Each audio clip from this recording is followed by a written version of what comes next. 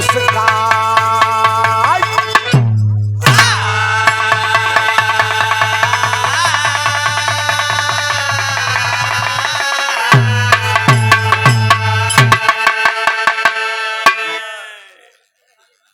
बिरहा का मतलब कुछ उसमें नसीहत भरी बात मिले दोस्त। बिरहा केवल मनोरंजन का साधन नहीं है, बिरहा से कुछ न कुछ सीखने को मिलता है। इतने रही बा यह से बिरहा गावत है। सतयुग का सुनिए दस्तान, नारी नर्मदा रही महान, जाके अनसुईया से बोली है मुस्काई। बिरहा सुने वाले पंचों, अम्मा अनसुईया की एक शिष्या है, महासती अनसुईया की एक शिष्या है, जिसका नाम नर्मदा है बाबूजी। एक दिन नर्मदा खा पी कर कुटिया में आराम कर रही है। ओकरे दिमाग में एक बात आती है कि लोग मरे के बाद स्वर्ग जाती, तो ओकर कोनो मतलब नहीं निकलत। भाई जे मर गवा उ स्वर्ग गवा कि नरक गवा वही बता सकत है ना। क्यों जीते जी जाए स्वर्ग देख के आवे और धरती बतावे फलाने भैया ऐसे स्वर्ग बात, अब तो कर मतलब बा कहे मैं जीते जी स्वर्ग देखना चाहती हूँ। आ जीते जी स्वर्ग देखब, देख के आओ धरती बताओ फलक कि फला स्वर्ग ऐसे वाह। और यह काम मां अनसुईया के सिवा कोई कर नहीं सकता। इतने में माई अनसुईया आई गई। अरे बिटिया, अरे बेटी, अभी तक सोई नहीं? हाँ माँ। क्या सोच रही है तू? माँ मैं एक बात सोच रही हूँ कि लोग मरे के बाद स्वर्ग जाथिन, एकर कोनो मतलब नहीं निकलत। जीते जी जाए स्वर्ग देख के आवे हिया बताओ कि स्वर्ग ऐसे बताओ ओकर मतलब बा। बेटी तुम कहना क्या चाहती हो? कहे माई हम स्वर्ग देखे चाही थी। कहीं पगलाई गई है, पगलाई गई है। स्वर्ग कोनो खाला जी घर टेका जे कर्म हो जाए देख के चला आवे। कहन माँ मेरी अभिलाषा है, मैं स्वर्ग देखना चाहती हूँ और आपके सिवा कोई वहां मुझे भेज नहीं सकता। हम स्वर्ग देखम माई। कहन हाथ जोड़ के कहत काबे लाइन गजल का भाव बा।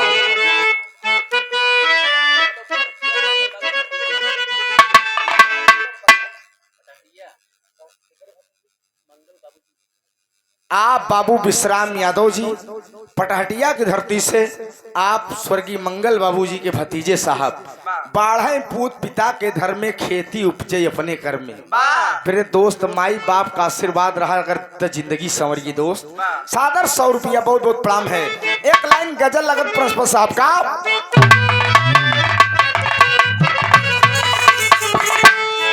मेरे खून दिल की मेहंदी, मेरे खून दिल की मेहंदी, हाथों में ना लगाना।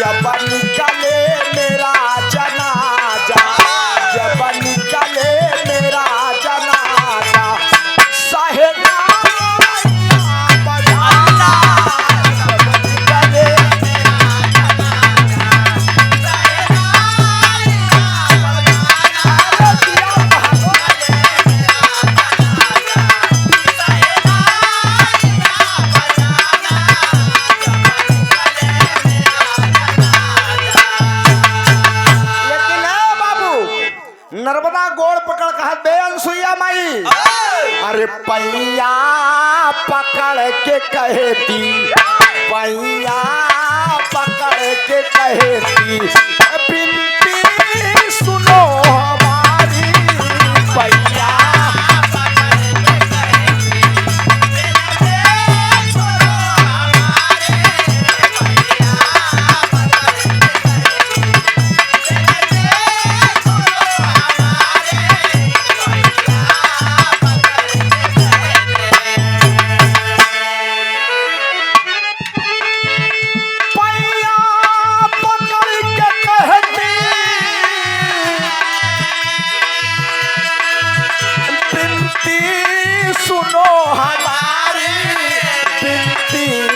सुनो हमारी, देखूंगी मैं दरासन, देखूंगी मैं दरासन, मनसा यही हमारी, देखूंगी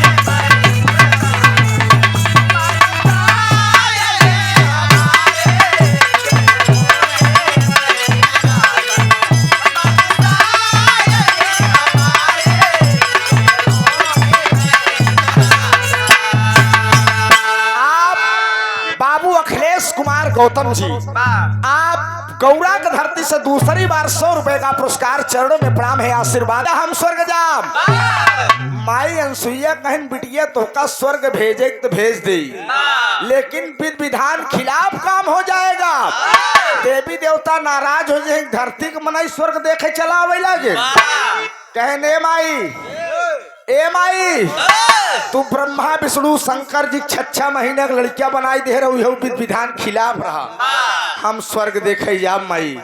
तब माई अनसुईया कहें कि लड़की जिद्दी आएगी बे, अबे का हम भेजब स्वर्ग, तैया दत्ता रामधार कद्धी टेरी लगा तो प्रश्न साहब।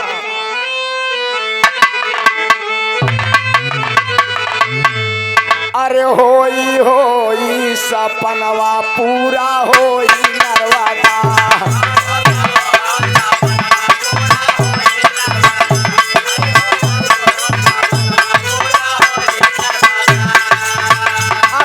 स्वर्ग लोक में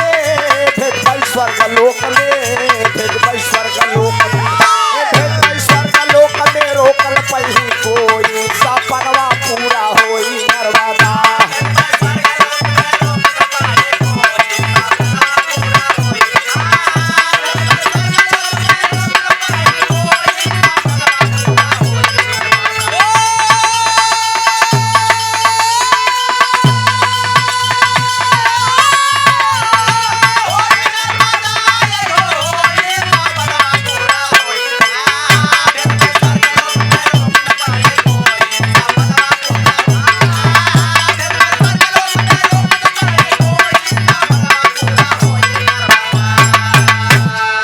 नर्मदा कमाई अनसुईया कहीं बिटिया तो का स्वर्ग देखे हम भेजा, कहे माई भेजबू तो, लेकिन धरती से स्वर्ग रास्ता कहाँ बा, कहीं पगलऊ रास्ता बनावे काम हमार, तू है माई अनसुईया करत काहे मेरे दोस्त गौर कर।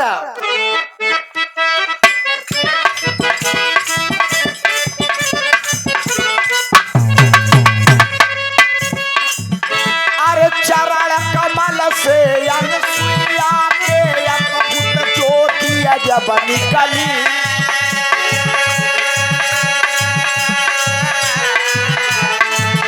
अरे स्वर्ग लोक में पहुंचई खातिर ज्योति पकड़ नरवदा चली,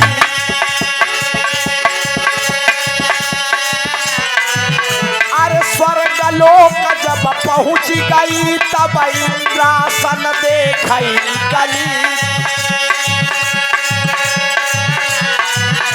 अरे निज निज आसन देवता बैठे, आसन देवता बैठे, नरतकिया नाचै लगली।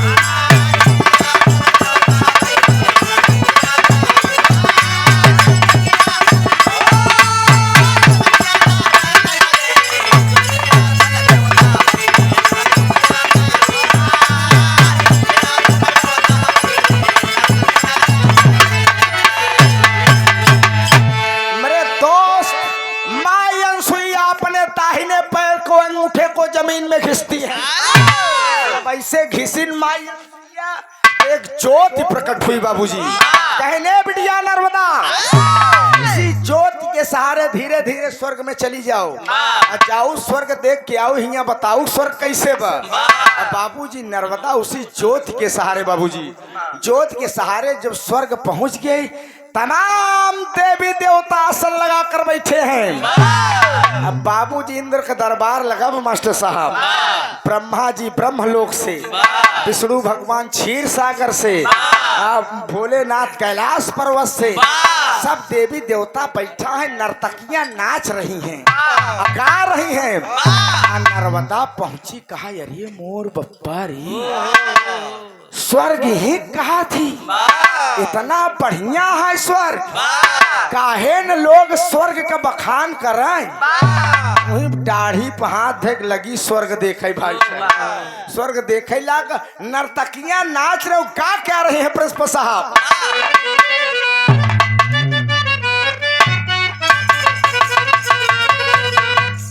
देखा यह भोजपुरी गाना आया, बिरहा सम्राट स्वर्गीय जनाब मरहूम हफीज चंचल साहब गाया करते थे अपने जवानी में।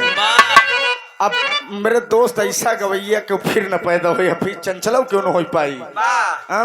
गाना आई बटे न नीलम, हाल कहीं का पियवा के बिन चलुए इंजन, नया नया ड्राइवर बा, अरे बाप रे। अरे इस का बताई हम, लेकिन एक तेराजू ई वाला धैले है, हरनवई धई धई दावत पे एक तेराजू ई वाला धैले है। अरे बहे पुरवैया,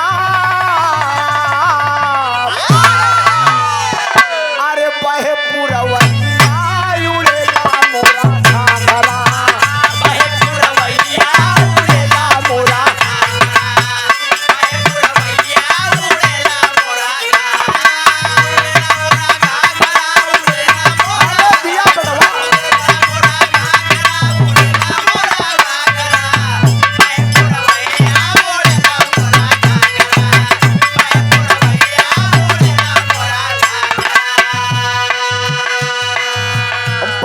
पवनवा मतनवा जगाए, पवनवा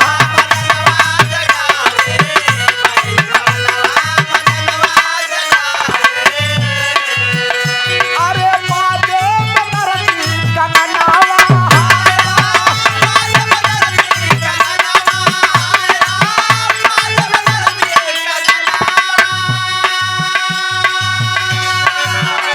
अरे रिमझिम फुहार पड़े भीगला चुनरिया, मोरी भीगला चुनरिया,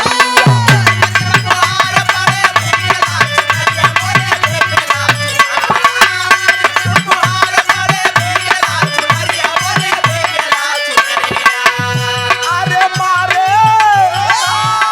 अरे मारे नजर मोहे सावन के भागरा, बहे पुरवैया उड़ेला मोरा घाघरा, बहे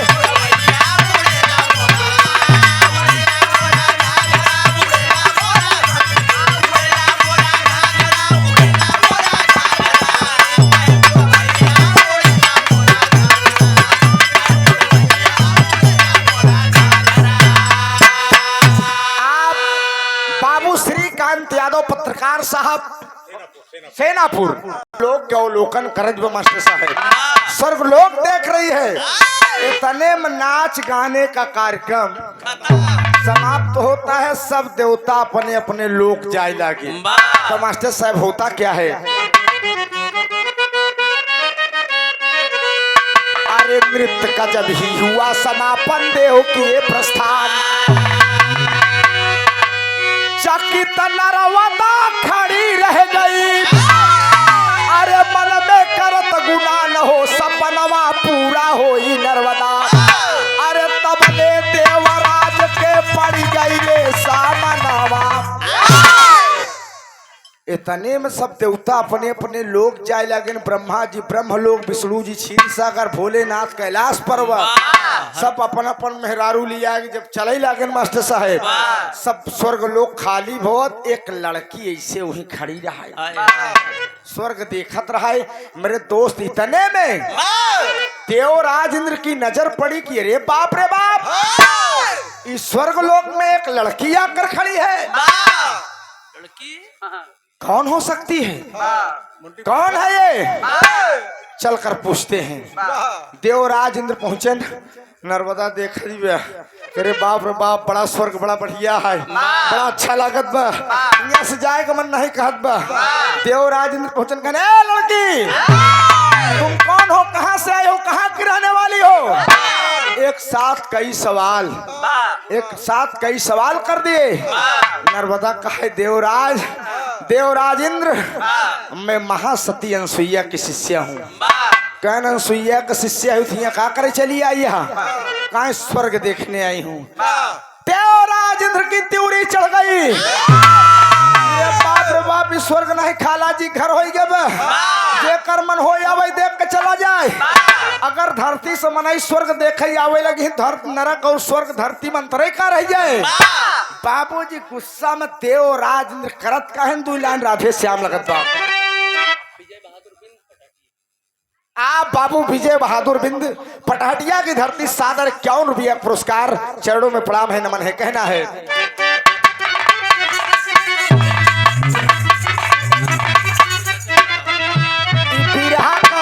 रामलाल गुरुजी बिरहा का मेन चीज आटे राधे श्याम। देवराज इंद्र कहते हैं, अरे हे नारी, तुझे कुछ शर्म नहीं, अरे ना ब्रह्मा का सम्मान किया, अरे ना ब्रह्मा का सम्मान किया, अरे विधि का विधान भी तोड़ दिया, तू देवों का अपमान किया।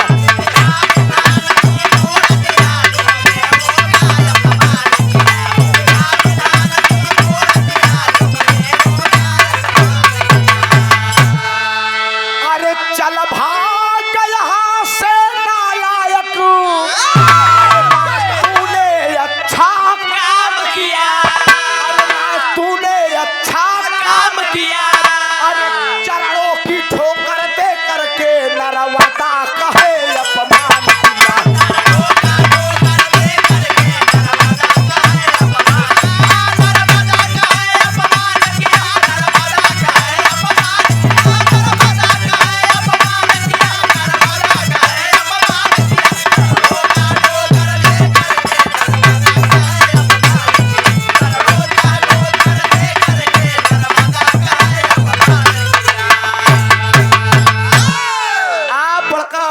भैया रमाकांत यादव जी मंगल दादा के भतीजे साहबा, सादर 100 रुपया देखा जेका बोलवावे, कोई दुकान खुली है बोलवाई ले, नहीं हमारे लोग दुकान 7-8 बजे बंद हो जाए। हाँ, सादर 100 रुपया बहुत बहुत प्रणाम बा, बहुत बहुत तमन बा।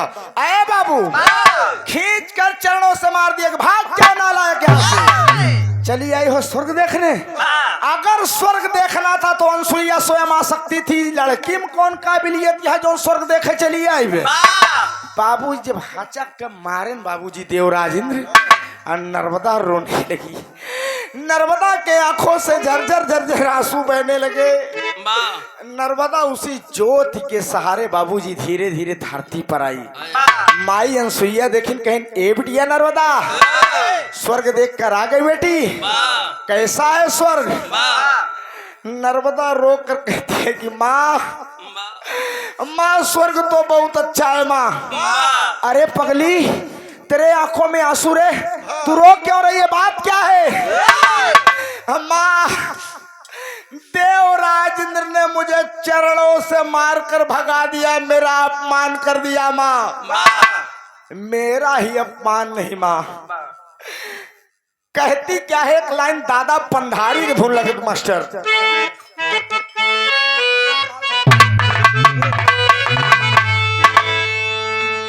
देखा ही बहुत पुरान धुन है, दादा पंधारी अपने जवानी में गायन दोस्त। अरे बनवारी हो बनवारी,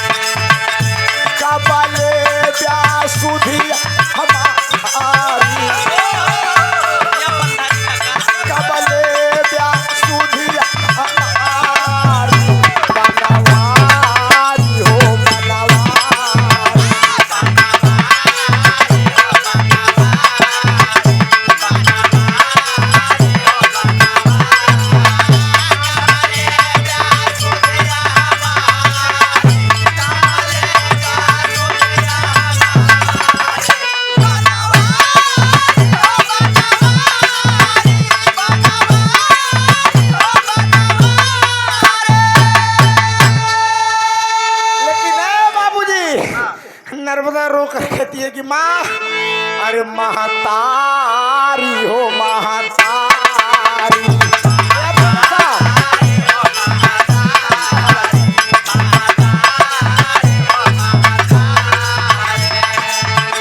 हमके इंद्र देह दूधकारी, हमके इंद्र देह दूधकारी, महतारी हो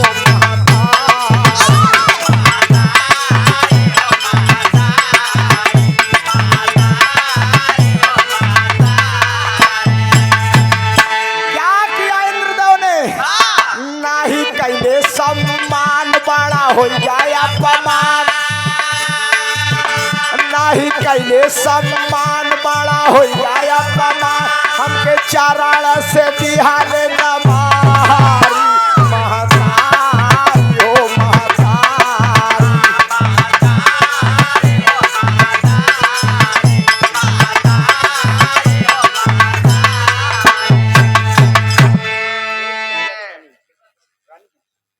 आप बाबू मूलचंद यादव जी रानीगंज की धरती से सादर 100 रुपया पुरस्कार, चरणों में प्रणाम है, आशीर्वाद दे दातार सुखी रखें, सब भैया लोग सुखी रहें बाबूजी।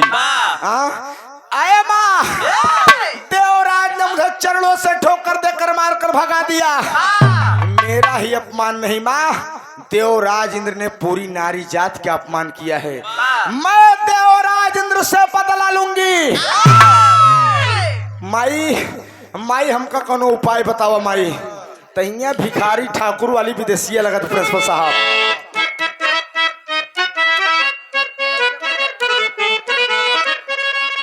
अरे बदला चुकावई खातिर सुना है मायारिया, अरे हमके बतावा कुछ उपाय हो, हमके बतावा कुछ उपाय, ऐसी जुगुतिया तू हमके बताई देती, देवराज के दे हम झुका। अनसुईया कहीं बिटिया तुम बदला लेना चाहती हो देवराज इंद्र से? हाँ माई हम बदला ले, मेरा कसूर क्या था, मैं स्वर्ग देखने गई थी, मुझे मारकर भगा दिए। कहन बिटिया अगर बदला ले कहे देवराज इंद्र से ते काम करे परी, कहन माई एक काम नहीं, हम 1000 काम करे तैयार है। कहन बिटिया 1000 काम जरूरत नहीं, एक काम करे। कहन काम कहना है, एकदम सही बात। अरे बोलिया नसुईया बेटी माना मुर कहनावा, अरे पहले आपन कारा तू विवाह हो, पहले आपन करा तू विवाह। कहाँ बिटिया देवराज इंद्र से बदला ले, तू पहले अपन बियाह कर जावा। नर्मदा रोवैला कहे माई हम तोहरे कुटिया में रही थे माई, तोहरे चरण कमल के सेवा करी, 2 टाइम के नेवाला पाई थी। अब बतावा हमसे के बियाह करी माई, हम इतनी अभागी नहीं माई। इस सादर 100 रुपए का पुरस्कार आप हमारे हृदय के गार्जियन अभिभावक, आप रामलाल गुरुजी के सुपुत्र, आप हमारे बड़का भैया संजय भैया, चरणों में प्रणाम है, 100 रुपया बहुत बहुत नमन है। नर्मदा रोती है, बिरहा बड़ा मार्मिक मोड़ पहुंचाता है, पंचों गौर करें आप।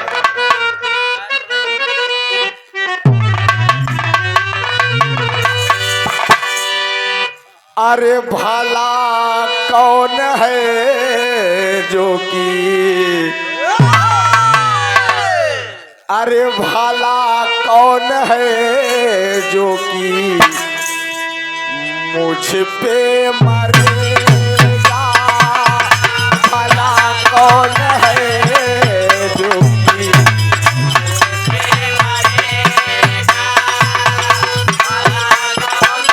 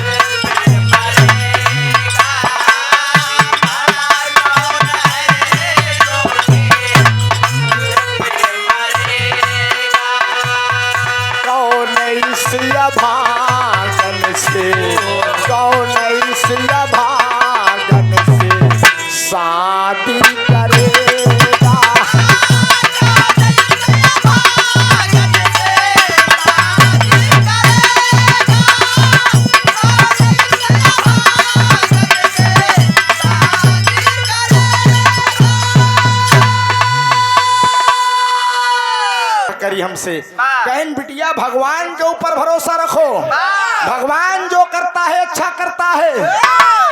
कहन बिटिया खाए पी के तू सोई जा, तू खाए पी के कुटिया में सोई जा। सुबेरे जब कुटिया के बाहर निकलू तुहार नींद खुली, कुटिया के बाहर जब निकलू तुहार नींद खुली तो कुटिया के बहरे जे भेटाई जाई, कुटिया के बहरे जे भेटाई जाई ओका अपन पति मान लिहू। अरे बाप रे बाप, नर्मदा रोवई लाग काहे माई, मान लो माई कुकुरे बिलार मिल गए तो हम अपन पति मान ले। साढ़े ओढ़ भेटाई गेन माई। कहन बेटी, बेटी भगवान के ऊपर भरोसा रख, भगवान जो करता है अच्छा करता है। कहन तू सो जा, विश्वास कर। बाबूजी नर्मदा नमक रोटी जवन कुटिया में रहा सो खाए के सोई गई। सोवे से पहले प्रार्थना करस, कहे हे भगवान सवेरे सोई कुठी कुटिया के बहरे जे केहू भी मिले मर्द मिले, अब इंसान मिले। अब बाबूजी सोई गई और सवेरे जब ओकर नींद खुली भाई साहब, ओकर नींद खुली, बाबूजी आंखी मीजे जब कुटिया के बाहर निकली, जब कुटिया के बाहर निकली देखा दी कोढ़ी वहीं पर। अरे बाप रे बाप, कोढ़िया एकदम माछी ओछी भिनकत यहाँ मारा बिग झापड़ कौन हम कोढ़ी कल अंदर ही का यार, ये हम बतावत ही। अरे बाप रे बाप, कोढ़िया वहीं भाई साहब नर्मदा पहुंची, भगवान का लाख लाख धन्यवाद करस, कहिस कलाश कम से कम जे क्यों भी मिला, आदमी तो मिला। बाबूजी पहुंची, कोढ़िया का लगी गोड़वा से दबावे, जब कोढ़िया का गोड़वा दबावे लाग कोढ़िया का लगी सरसराहट बढ़े पार। कोढ़िया कहे रे छोड़ दे देवी, छोड़ दे के हूँ। नर्मदा कहे कहाँ जाबे मोरे राजा। अरे बाप रे बाप, जब राजा कहे कोढ़िया कान खड़ा हुई है, कहे ससुर रे बाप रे बाप, हमार पूरी शरीर अंडबंड भई बे, कि हमका राजा हो जा कहत बे। कहन देवी जाय दे हमका, तैया दद्दा राम धार के लटका लागत मास्टर।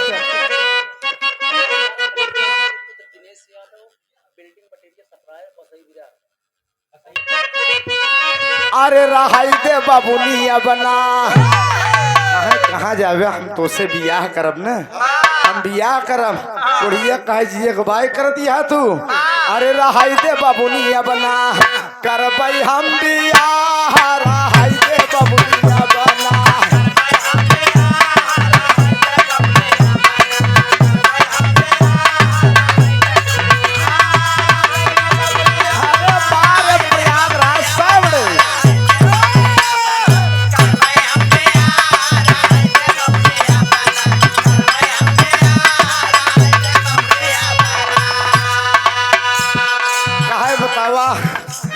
हमार हाथ पाँव एक ठीक नहीं ने, हम चले बड़े मोहताज ही, तू कहत यह बियाह करब। अरे बाप रे बाप, भगवान तो का इतना नगद बनाए हैं। अरे कोढ़िया कोढ़ावा से काटी गईले सागर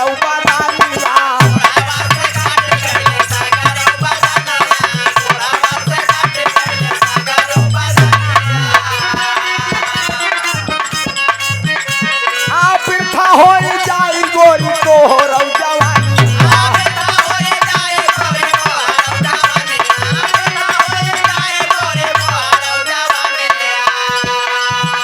अरे हमरे साथे होई नहीं,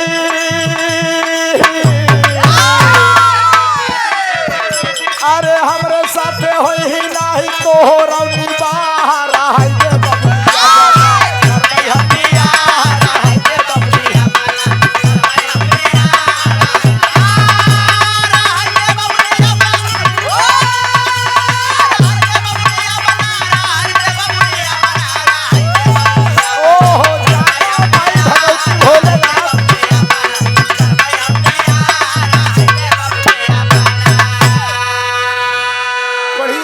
आई दे सुंदर हूँ, हमार हाथ पाँव सब गड़बड़ बा, हम बियाह न करब। तने माई अनसुईया आई गई, कहने रे बेटा क्या बात है। कहन माई तुहिन देखा माई, हाँ हाथ पाँव हमारा अंडबंड बाबा, कहत हम तोसी बियाह करब।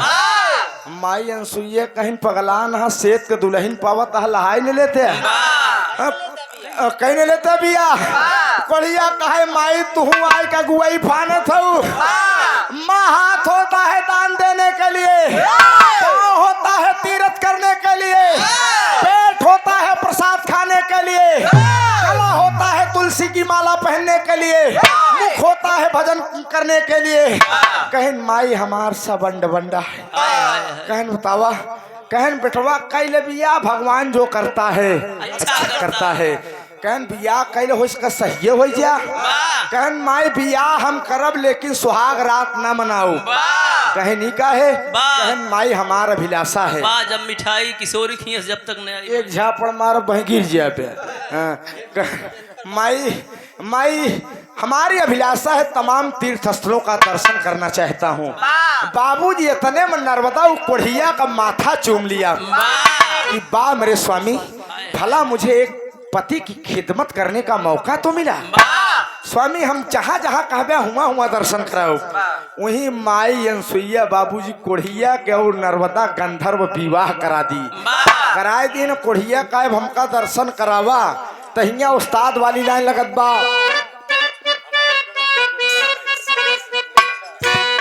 दिखाई श्याम शंकर गुरुजी उपहास सुने वाले बाबूजी कोढ़िया कैसे गोदी में उठाए आजो के मेहरारू सेवा करी। जब तक कमाता भाई 1 महीना 2 महीने कमाई बंद कर काजनी का घूर सिंह बैठा रहा जाए कि नहीं कमाई थमाए के लिए आवे। अब वही दे दे बना के पेले। यह बोली भाषा मेरे दोस्त, पति भगवान होता है, ईश्वर होता है। आप सम्मान करेंगी तब आप खुशी रहेंगी, सुखी रहेंगी। बाबूजी कोढ़िया को उठाए ले गोदी में। अरे त्रिवेणी स्नान किया फिर, त्रिवेणी स्नान किया फिर, आगे रास्ता निकल पड़ी। ऋषिकेश हरिद्वार हो तकी, बद्रीनाथ पहाड़ चढ़ी, केदारनाथ यऊ अमरनाथ से, केदारनाथ यऊ अमरनाथ से, बैजनाथ बहादुर बड़ी। काशी में जब पहुंच गई, अरे काशी में जब पहुंच गई न तब विश्वनाथ पे नजर पड़ी।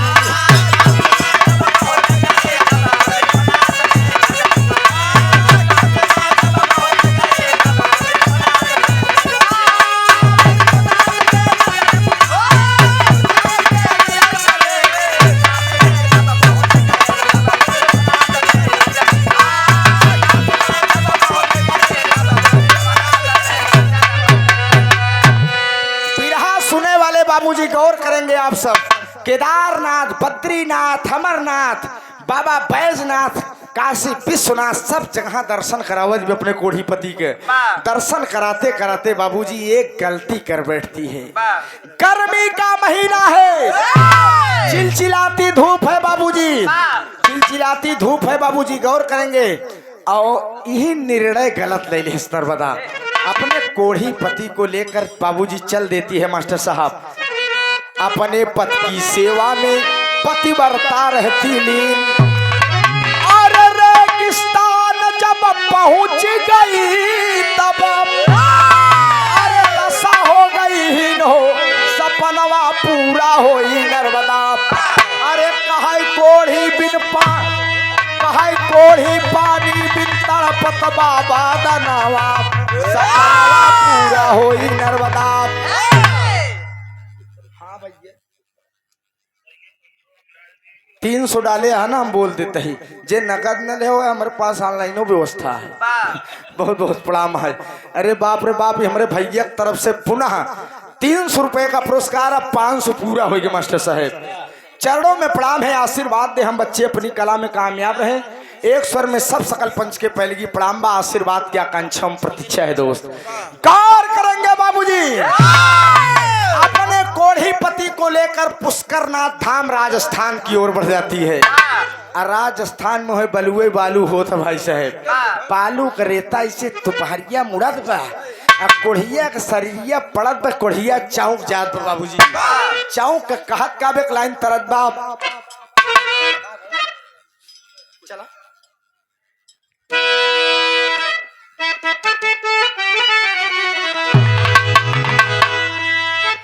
अरे नेकी बद की दोरा हो गए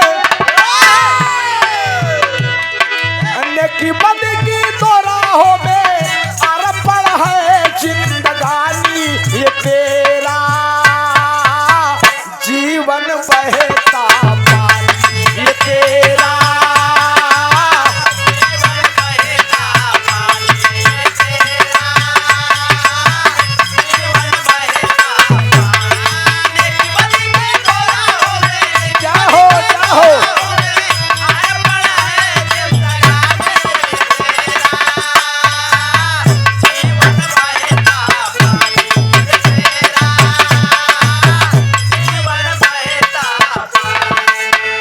कोढ़िया पियासा हो गया करारी धूप लगी बाबूजी लू बह रही है अब बालू का रेता का कण बाबूजी जब ओकरे शरीर पे पड़त ओकरे कोढ़ पड़त बचाऊ जात बा कहा नर्मदे नर्मदे मेरी प्रिय मुझे पानी पिला दो मुझे पानी पिला दो नहीं मेरे प्राण निकल जाएंगे कोढ़िया का बात सुनकर नर्मदा कहा तो का हम मर दे इतना दिन से हम घुमावत घुमावत जिया लिया तो का हम पानी भरे मरे दे एक छोटा सा पेड़ है बाबूजी छोटी सी झाड़ी है और झाड़ी के नीचे मास्टर साहब छोटी सी छाया है लगे कोढ़ी पति के बैठाए दे कमंडल लेके पानी हेरे लग पुष्कर नाथ था मास्टर साहब कहना है अरे प्यासे पति जी तड़प रहे हैं अरे प्यासे पति जी तड़प रहे हैं अरे नीर नहीं मिल पाता कि कुछ तो रहम करो हे माता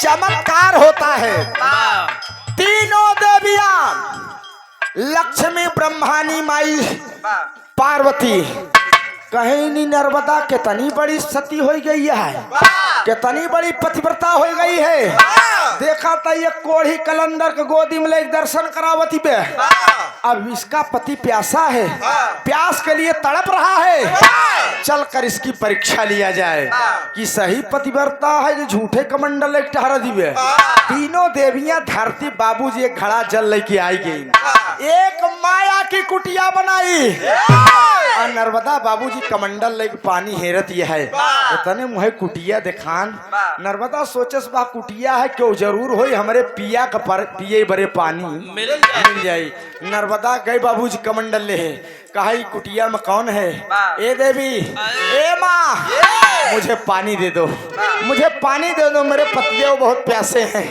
उनके प्राण निकल जाएंगे विनती करती हूँ मैं पाप करती हूँ मैं विनती करती हूँ मैं पाप करती हूँ मैं थोड़ा सा पानी दे दो हमें जिंदगानी दे दो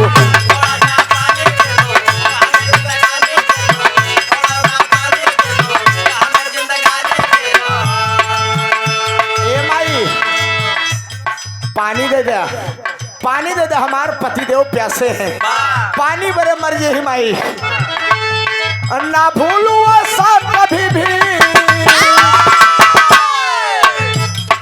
ना भूलू ऐसा कभी भी रही है जब तक नाता की कुछ तो रहम करो हे माता की कुछ तो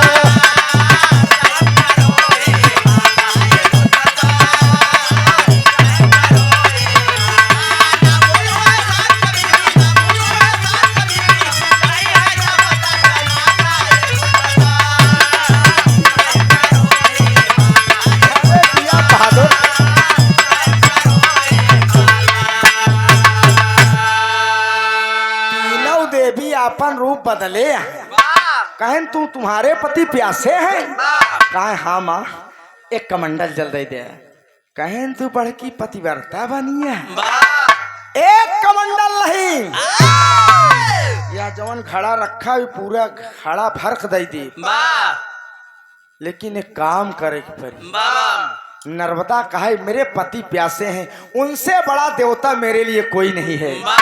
का काम करे, हम 1000 काम करे तैयार है, हमारे पति के पिए बड़े पानी दे। कहें सुनो सुनो, पूरा घड़ा देव, लेकिन एक काम करे के पड़ी, दोनों गोड़ काट दे, दोनों गोड़ काट के हमका तीनों जनी के दे दिया, हम तोहका एक कमंडल नहीं घड़ा जल दे दी। बारे नर्मदा, बारे पतिव्रता नर्मदा, डरी नहीं बल्कि मुस्कुरा दिया। कहा माई देवी हम दोनों गोड़ काट के दे दे ते घड़ा जल दे दे। कहा हाँ एक घड़ा जल दे दे। तीनों देवी सोचिन का गोड़ काट दे मन से धुक पानी भरे। नर्मदा मुस्कियाए कहत का पहापड़ के लाइन बाप।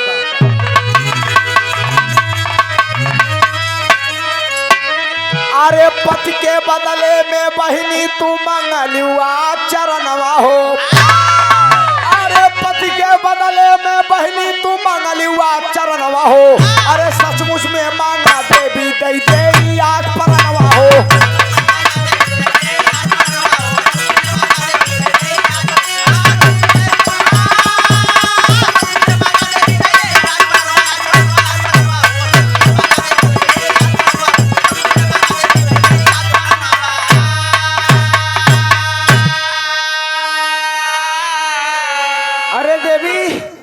तुम पैर की बात कर रही हो, मैं अपने पति को पानी पिलाने के लिए अपना जान भी न्यौछावर कर सकती हूँ। कहाँ दो कटारी मुझे, दो मुझे कटारी। तीनों देवी कटारी थमाइन, सोचिन का गोड़ काट दे। कटारी थमाइन, अरे हाथ कटारी उठा लिया है, अरे तनिक देर ना लाई, अरे दोनों पैर को काट दिया तब, अरे दर्द से ना चिल्लाई, अरे नभ से देवता देख रहे हैं चढ़ चढ़ के भी मनवा हो, नभ से देवता देख रहे हैं चढ़ चढ़ के भी मनवा हो, अरे बरसैला का देवलोक से दिखाया सुमनवा हो।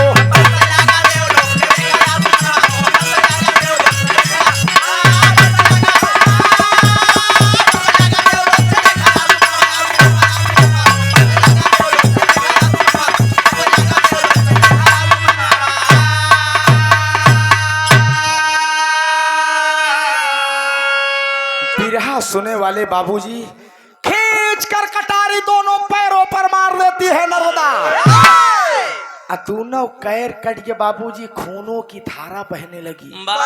तीनों देवियां अवाक, एक घड़ा जल देती हैं, पैर से खूनों की धारा बह रही। नर्मदा बाबूजी इसे घड़ा अपने हाथे से बाएं हाथे से दबाए ले, इसका खरी में दबाए ले बाबूजी। सीटी दे दो यार, ऐसे खिसकते हुए चली जा रही है। बाबूजी देव राजेंद्र जो स्वर्ग देखने गई थी उसको चरणों से मारकर भगा दिए थे। उनका सिंहासन डगमगाने लगा, हिलने लगा। सभी देवी देवता अवाक हैं कि बाप रे बाप वही नर्मदा है। पार पतिव्रता सती नारी और नर्मदा, तुम अपने पति को प्यास के लिए दोनों पैर काट दिया। ये तीनों देवियां गई हैं परीक्षा लेने की, बेइज्जती कराने गई हैं। बाबूजी देवराज स्वर्ग लोक से फूलों की वर्षा करने लगे। बाबूजी घिसकते हुए नर्मदा चली जा रही है और तीनों देवी ऐसे दांते तले अंगुली दबावत है कि बार नर्मदा तू इतनी बड़ी पतिव्रता नारी है। बाबूजी नर्मदा जाति में एक चमत्कार होता है। का मास्टर बिरहा का आखिरी प्रमाण में कहना है,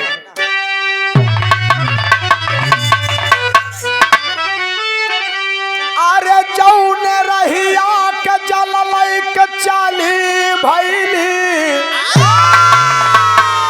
अरे जौने रहिया के जललैक चाली भैली, अरे कायम नर्मदा नदी है बाबू होई गईली।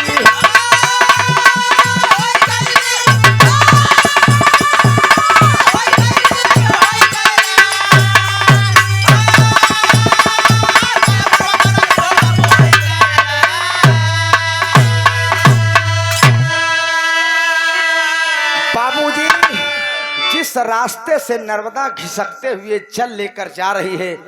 एक नदी की धार उत्पन्न होती है, एक नदी की उत्पत्ति होती है। उस नर्मदा के नाम से उस नदी का नाम नर्मदा पड़ता है। देवराज इंद्र लज्जित होकर स्वर्ग से धरती पर आ गए। नर्मदा के आगे हाथ जोड़कर खड़े हो गए कि नर्मदा, मुझे क्षमा कर दो नर्मदा, मैं नहीं जानता था कि तू इतनी बड़ी पतिव्रता है। स्वर्ग देखने गई थी, मैं चरणों से ठोकर देकर भगा दिया था तुमने। नर्मदा मुस्कुरा देती है, चल लेकर खिसकते चली जा रही है। नर्मदा से देवराज कहते हैं क्षमा कर दे मुझे नर्मदा। नर्मदा कहा अगर ऐसे न करे होता तो आज इतना खेला हिया कहाँ हो गई करत। क्या मांगना चाहती हो नर्मदा? जो मांगना चाहती हो मुझसे मांग लो। नर्मदा कहा हमका धन दौलत सोना चांदी पन्ना पोखरा कुछ नहीं चाहिए, कहन हमार पति ठीक हो जाए और जैसे हम रहे वैसे हो जाए। देवराज इंद्र ने आशीर्वाद दिया कि जाओ नर्मदा, तुम वैसे हो जाओगी, तुम्हारे पति का कुष्ठ रोग कोढ़ रोग ठीक हो जाएगा। अरे कल्याणी नदी भैली निर्मल जे कर पा,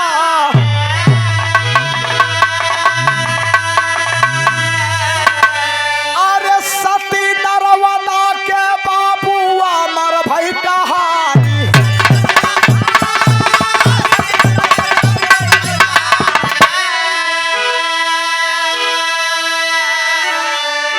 अरे कोढ़िया काम देऊ जस लागे नर्मदा लागे जसरती, कायम नर्मदा नदी है बाबू होई गईली। मेरे दोस्त कोढ़िया वही झाड़ी के नीचे तड़पत बा मास्टर। इतने भगवान के कृपा बनी बाबूजी ओकर नई नई अंगूरी जामई शुरू हो गई। इतने में नर्मदा बाबूजी एक खड़ा जल लेके पहुंची, एक नदी की धार बह रही है। बाबूजी कोढ़िया पानी पियस कहे सब हम मर जा। नर्मदा कहीं तू कैसे मर जाबे? कहें जब रोगी के मरे खोते दाई ठीक होती, कहन मतलब कहन मरे नई नई अंगूरी जामती है। नर्मदा कहे का तनी देर घाट छोड़ गई रहे का हम गई रहे कि तुहारी भगवान कृपा से देवराज इंद्र कृपा से सब सही होत बा। धीरे धीरे कोढ़िया इतना सुंदर हो गया बाबूजी, और जैसे कामदेव लागे और नर्मदा एकदम जैसे रति लागे बाबूजी। ये पति पत्नी का प्रेम है बाबूजी। सती नर्मदा इस दुनिया में अपना नाम कर गई और उसी नर्मदा के नाम से उस नदी का नाम नर्मदा नदी पड़ा बाबूजी। आज जमाना है मास्टर साहेब, मेहरारू का बड़ा फेवरेट त्योहार है करवा चौथ। मेहरारू करवा चौथ भूखी रहा था।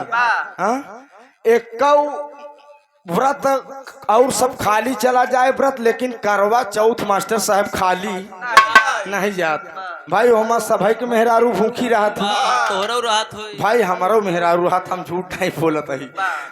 अब केरी करवा चौथ पर हम प्रोग्राम लिख ले रहे अगले दाई मास्टर साहब। करवा चौथ पर हम प्रोग्राम हमारे दिमाग में ना एक फला तारीख करवा चौथ पे हम कार्यक्रम शायद सोवत रहे मलकिन जगाइन कहीं कैसो। हम कहा कहीं आज करवा चौथ भूखी है, प्रोग्राम तो नहीं ने। हम कहे पगली प्रोग्राम तो हम लिख के बयाना ले ली है। कहें तब बतावा हम तोहरे बिना भूखी पियासी है, तू एक दिन पैसा का आगे ध्यान ही नहीं देता है। हम कहे पगली तमाम मोटू फोटू रखी वह देख के पूजा पाठ कैल हो। और 2-3 मेहरारू और बैठे हैं, कहे का बाबा तू तो पैसों पुतारू और करे बाद कहीं ऐसा है ठीक है जा प्रोग्राम करे, लेकिन एक खर्रा दिन हमका कहीं नहीं है सामान लेता लिया दे। तब जाया जब हमा खर्रा पढ़े लगे मास्टर तो हमा सब नवा नवा सामान लिखा रहा भाई साहब, सब नवा सामान लिखा रहा। करवा वरवा सब तमाम। हम 3-4 मेहरारू बैठी रहे। हम कहा बुरा जिन मानू तो एक बात कही। कहन बोला का कहे चाहता है? हम कहा हमा सब सामान ससुर नवा है, लेकिन मन से धुए पुरान बाय। कहें अरे बाबा तू तो ऐसी बात बोलत है। हम कहा एकदम सही बोलत है। हम कहा करवा चौथ भूखी यहाँ इतवार का सोमवार के बेलाना ले खड़ी हो गई, 5000 वाली साड़ी लिया नहीं मारा मुंह टूट गया है। बाप रे सारा करवा चौथ बेकार है। हम कहे हम का हमार सेवा कई देबू, हमरे माई बाप के सेवा कई देबू, हमरे लड़कियन के नहवाए धोवाए तैयार कराए बढ़िया स्कूल भेज देबू। सबसे बड़ा करवा चौथ यही है, सबसे बड़ा करवा चौथ ही अटे। अब बिना खाए भूखी हाँ ताली बजे क्या बात है। सुरेश दुल्हन के समझाई दे आपके लिए, हाँ माई के सेवा बराबर करें, बाबू के सेवा बराबर करें। हाँ आई करवा चौथ भूखी रहे से संझा की आधा किलो सेब खाए से काम होए वाला नहीं बे। मेरे दोस्त माई बाप के सेवा करा, अब पति के सेवा करा। अब पतियों का मतलब है अगर तुम मेहरारू को लक्ष्मी मनबे तो तुहका विष्णु भगवान जरूर मान्य है। संझा की एक सीसी पी के क्या बनाई हो, जब कुछ लाइन जावत का कटहरे कोवा खावे। हाँ? मेरे दोस्त आप पत्नी की सेवा कीजिए, पत्नी आपकी सेवा करेगी। मैं माताओं बहनों से सबके पास बहन बेटियां हैं, मेरे पास भी बहन बेटियां हैं, पर परिवार है। मेरे दोस्त मैं यही आप सबसे निवेदन करता हूं, अपने बुजुर्गों का सम्मान करो, अपने पापा का सम्मान करो, अपने मम्मी का सम्मान करो। विद्यालय जाओ, बढ़िया ढंग से पढ़ाई करो। एक रोटी कम खाना समाज के साथियों, लेकिन अपने बच्चों को स्कूल जरूर भेजना। आने वाला समय शिक्षा का है, बगैर शिक्षा के आप एक कदम आगे नहीं बढ़ सकते। ये हमार बिरहा रहा गुरु घराने के परिचय में आवा। अरे स्वर्ग में आसन लाए गुरुवर मुन्नी लालपन,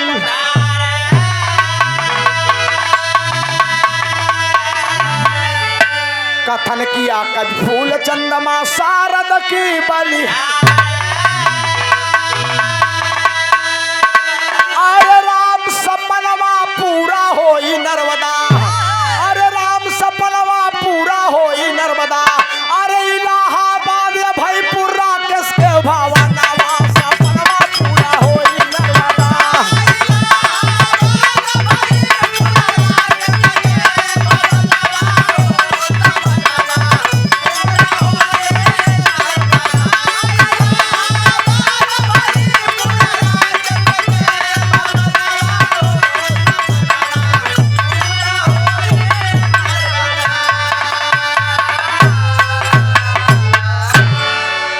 बहुत धन्यवाद, बहुत बहुत प्रणाम।